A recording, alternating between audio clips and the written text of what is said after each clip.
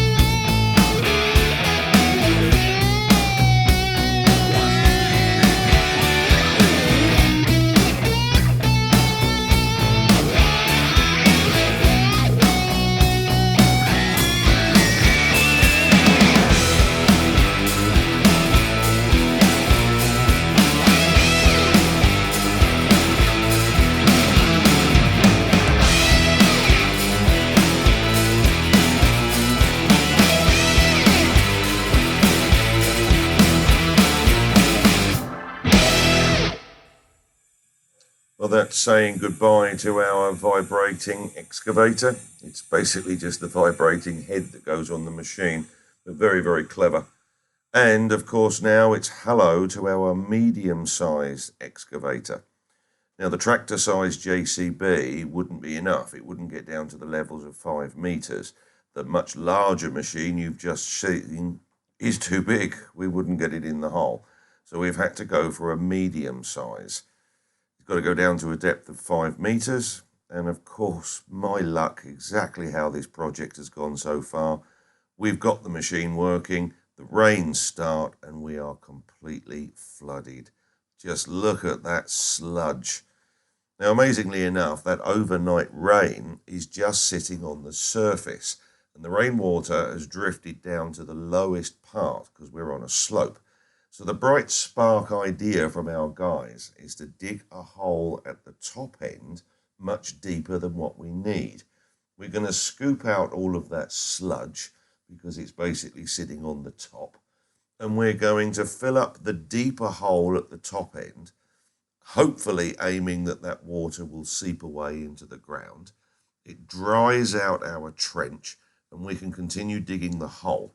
So there we are, tipping all of that sludge into the much deeper hole at the top end.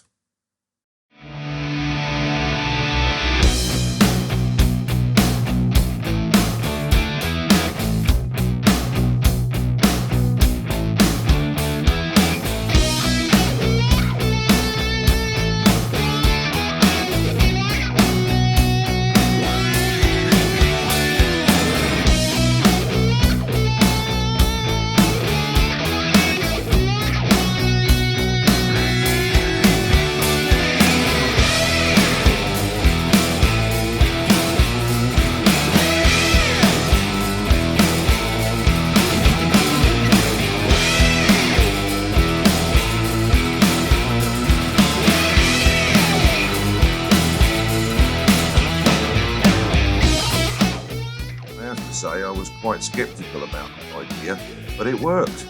We're through the layer of sludge into a much firmer soil. We can load up the trucks and take them away.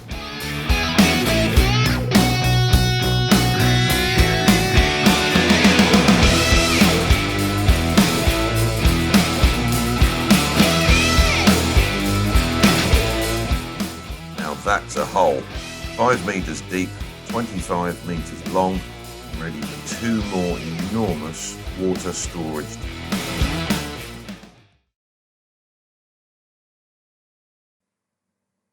Even though at 5 meters we've hit quite a hardcore level of soil, we can't just put the water tanks onto that soil level. We've got to build a complete footing. In fact, it's a complete concrete structure surrounding the tanks, including a concrete roof. We're going to eventually be parking cars up on the top of that water tank. So here's all the steel work, all made up and all ready to go for that concrete structure.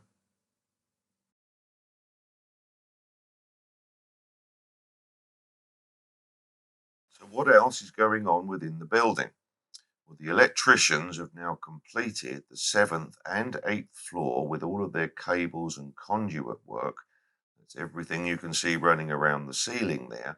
And each room runs down into the breaker board. But of course we have to supply that breaker board with power. So your mains electric cable goes from the room into the corridors, and you see those trunkings on the left and right side of the ceiling. That's where the main corridor piping will run. Also inside there is your telephone, your internet, and your cable television. Those cables run from the room all the way down the corridors, as you can see on the ceiling there. And right at the very bottom, we have a communications room, just coming into that room now. This is where the main connections are held, just in case they want to switch you off. The lift is arriving in the next few days, so we have a lot of preparation work to do down inside the shaft. Do you remember where the main crane column was right down inside that lift shaft? Well, we have a lot of steel protruding out from the side walls. All of that has to be removed for the railing to go inside for the lift. Yeah, that's the pile of steel that's coming out of the lift shaft. Of course, we've also got the temporary crane. We used that recently to take down the main construction crane. We're going to use it to lift up the lift motors, then that comes down as well.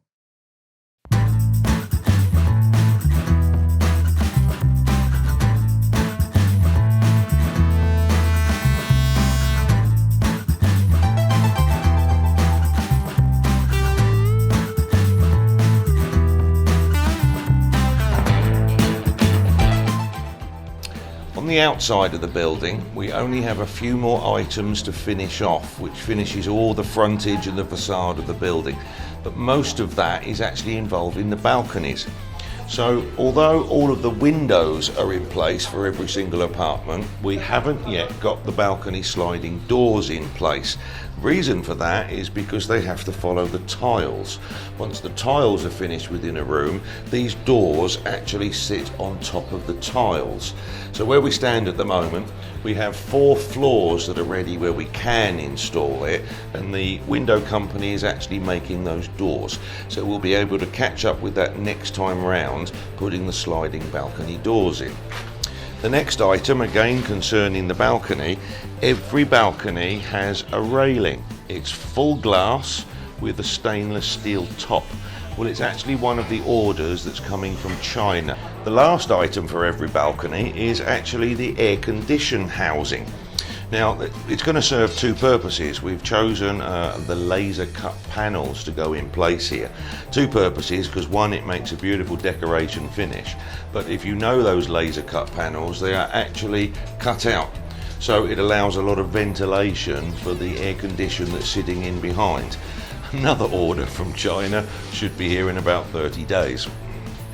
I've run upstairs now to show you some of the higher floors, because the ceiling fixers are now into the 8th and final floor, which is really good news, and the tilers are quite close behind. They're about 1 floor behind. Now the ceiling fixers, they're incredibly quick. They're going through this building really well. One team has been able to take on floor by floor without any problems, but the tilers, they've obviously got a lot more work to do. You have all of the apartments to do, plus all of the bathrooms, plus all of the balconies. There's a lot of tiling work to be done. So we've actually trebled up on the manpower for the tiles. Yes, you did hear me right. We've trebled up the manpower. So those tilings are going to be done pretty quickly, close behind, followed by the painter. I think all in all, this project really is racing to its finish. We've got so many trades on site here at the moment, we're actually falling over each other, where everybody is trying to get that job done. But I think you've got a good update of where we are this time round. We'll keep you up to date. Lift is on the way, that's probably the biggest item, and we'll show you all of that next time.